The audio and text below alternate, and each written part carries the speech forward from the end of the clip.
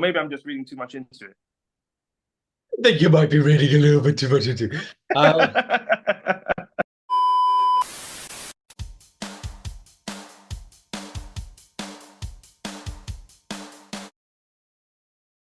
Hello, everyone. Welcome to No Drama, Just Movies, and we are back this week with another TV review. Hit that subscribe button to stay tuned with all the content that we do release on this channel each and every week in the world of TV and movies. My name is Cameron, loving a bit of that spice, Kelly Smith, and I am joined by my esteemed colleague here.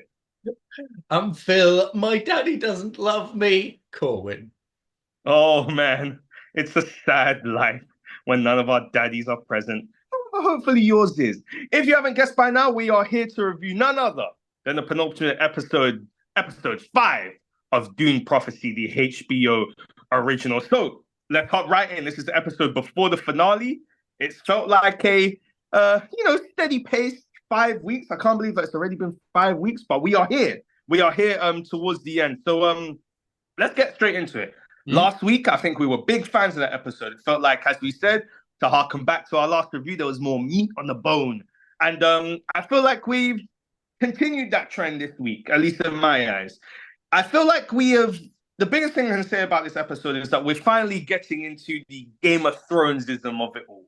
I know I've mentioned that already previously, but I feel like we're finally, we're finally here. The backstabbing, the planning, behind someone's back, doing this party here with this party here. We're finally in it, which is fun. I think that's enjoyable. It might be a little too late. However, I'm glad that we are getting more of that in this episode, and hopefully a bit more next one. That does lead me to my main point about this episode right off the bat, is that there is so much that is starting to develop now, especially from this episode, that this cannot possibly all pay off in one episode. It's impossible. And I mean, don't get me wrong, I'm looking forward to see what they can do. But as a result, this definitely made me think that this clearly, I think, the initial idea of this show, I'd imagine, was that it was going to be more than one season. I don't know how well it's doing right now. I'm not hearing a ton of chatter about it. So I don't know if we're going to get a season 2. But I do worry if the plan is for a season 2 and if it potentially doesn't even happen. Because it does feel like there's a lot to pay off, or there's a lot of developments happening in this episode and a lot to pay off in the final episode. And I wonder if they're going to be able to achieve it. But those are my opening thoughts. We're going to get into the nitty-gritty. What say you? You're right. Yeah, there's a lot more happening, I think, in this one again. But from my side, it felt a bit uneven. There's a lot of stuff happening, but there's also like some stuff that I'm like, I don't really care too much about. So it's and to get into it, I guess, is the moving, right? The sisters are finally doing something, it feels like. They're like on one side, they're like looking into Akasha's death and like what happened there, and then like who is Desmond, although that comes a little bit late.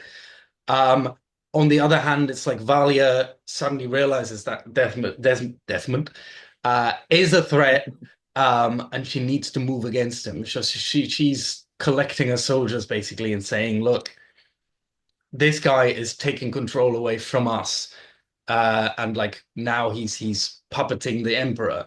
So that is all fantastic. I love that stuff. But one, it comes a little bit late. Like it's again, like how are they going to wrap all this up? And two, it still feels like Desmond right now is the one moving the plot along. Like the sisters are only reacting to everything, which still makes Desmond much more interesting than any of the sisters. Hopefully that changes in the next episode, because it is the finale. We want a big finish. But yeah, for right now, while it's getting better, it's still like getting better in the wrong way, maybe. Yeah, that would be my biggest problem.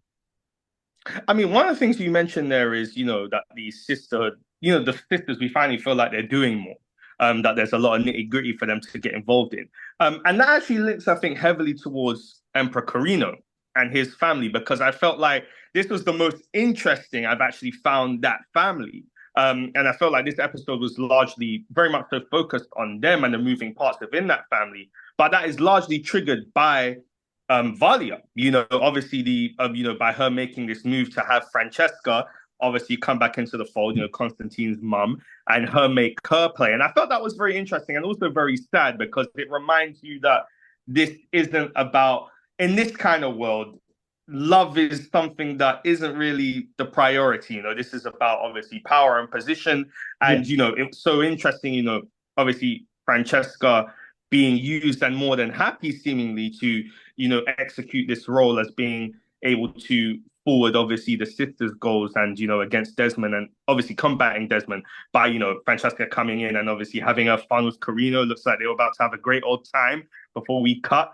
And then Francesca's pulling the strings with Corrino to allow him to then take Constantine and bolster his confidence and move him up in the rankings of the family. And so, and obviously she did mention that the idea is that his sister Ynez, yes, lovely lady, though. How the aim is that they want her to essentially be the ruler of the family because she's obviously in line with the sisters. But then you have her and the Atreides boy now seemingly having their own plot on the side. And then you have Corrino's wife and Desmond now they're doing their thing. And so I felt like it was largely, I agree with you. The sisterhood have doing much more, but that intertwining quite well, I think, with the Corrino family made it quite more of an interesting watch for me. Personally speaking. But that does make me go on to the Atreides boy quickly. Can I say something about that? Go for it. The Corrino family, because it's in my nickname, the Constantine stuff, I didn't buy it.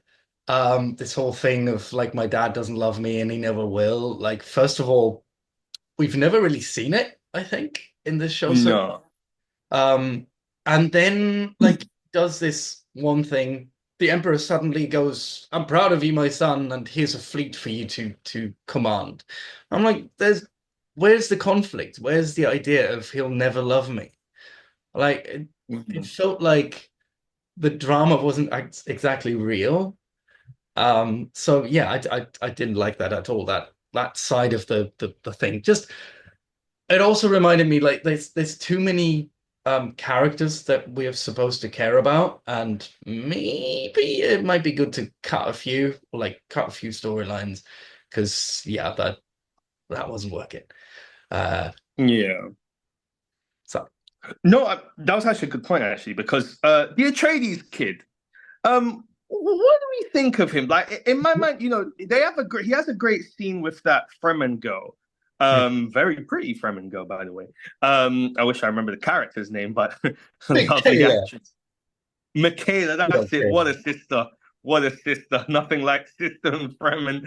But they have an interesting scene where I'm paraphrasing, but she says to him essentially, to not, essentially she's telling him to not put all his eggs in the basket of essentially him trying to aspire to be the man that he is pretending to be, or something. She says it much better than I am, because I don't even remember the bloody line. But it was interesting because it did make me go, is his identity actually elsewhere? Like, is he actually who we think he is, or is he potentially someone even more important?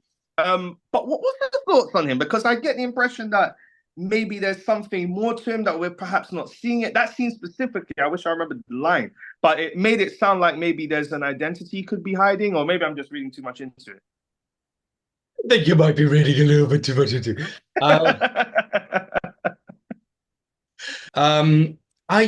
I still think he's a bit milquetoasty. I don't care too much about him either. But because he hasn't done that much. Mikaela is suddenly a lot more interesting than him, to be honest. Because I agree. She's a Fremen who left Arrakis, is now with the rebellion, but we also find out that she's a sister. Well, the sister probably is still a sister, I would say. Well, it kind of looked like she was almost making her exit. Like, obviously, when she says "tada" to Valya and Valya's student, she kind of gives her the FU there kind of a little bit, which did make me go, Yeah, I do agree with you. Steve seems a bit more interesting, actually. But even the idea that they are like suddenly secret sisters everywhere. And it's like, ooh. And then you mentioned her as well, like Corrino's ex-wife, I suppose. The Constantine's mother being a sister as well. And it's like they're sisters here and there, and Mhm. suddenly there's another one, and it suddenly felt like, ooh, this is intriguing. Because like, how do you know who's a sister and like who can you trust anymore, and who's actually like running this thing in the background? So yeah, that reveal I really liked, and it made her a much more interesting character. Meanwhile, him, not so Yeah, much. yeah, that's the thing you just said, right? Like, is the intrigue about this show in terms of the sisters, is it actually more interesting to focus on the sisters who are already established truthsayers, Hmm. right? Like, because one with the sisters we're referring to, the ones who are sisters dotted around here, there, everywhere, that's the more established truthsayers, right? The ones who are actually in the nitty gritty, whereas the ones that we have focused on for so long are the students. Like the And actor. so, yeah, and so I think maybe that's part of the intrigue that we're actually seeing the Hmm. actual sisters at work to a degree. But last thing, at least, I wanted to mention is obviously we finally seemingly got the big reveal in regards to Desmond Hart, who he is, half Harkonnen, half Atreides, just like Paul himself. And seemingly as a result, the reveal that Tula is his mother. At least that's what the impression that we're getting here. Wait, is Um, Seemingly so. Tula, I think there was a she? reference a few episodes to. There was an episode where she did give reference to the idea of having to potentially sacrifice a child, or there was mention of sacrificing of a child. Obviously, her reaction to seeing the baby on in the little machine room that she was in, whatever we call it. But the at least from I had a little look on some other reviews. It seems to be that's like the general consensus. So it seems that Desmond Hart is indeed half Harkonnen, half Atreides. Obviously, he references how his mother was a sister that gave him away, and then we have that then cut to Tula. So seemingly, Tula is the mother of Desmond Hart. And Oh, if is that that be the sorry? case, one, what do you think? Is that from when Sorry. she, the flashback episode when she was sleeping with Ori before she killed him? Yeah, So he's yeah, okay. That would make sense. yeah. So I guess this ultimately, I think, goes to something that I did mention, I think, a few episodes ago, that I do think that this season will probably end with Valya killing Tula. I personally think she will kill her sister. I think that this is probably going to lead into this idea of Tula wanting to probably protect Desmond. And after what she did with Lila as well, shout out to Lila, by the way. I think that that's where we're heading. But what did you think of the reveal? I I'm not too sure what to make of it yet. I'm curious. Like it was an interesting reveal that he's both. But like I said, it comes a little bit too late. Because I don't know what the last episode is going to be. But yeah, I don't know what it means. I don't know if this is uh like the great undoing basically of House Harkonnen, or at least the two sisters, or if he's like bringing them together, if that's the idea. Like, why is he, Atreides and Harkonnen together? Um, Story-wise, I mean, Well, I guess it is no, Tula and they Ori, love right? each other. But Yeah, I but guess that is Tula, but yeah. but I mean, like, as a, The ramifications of they it. love each other very much. They make a little baby that can control the worms.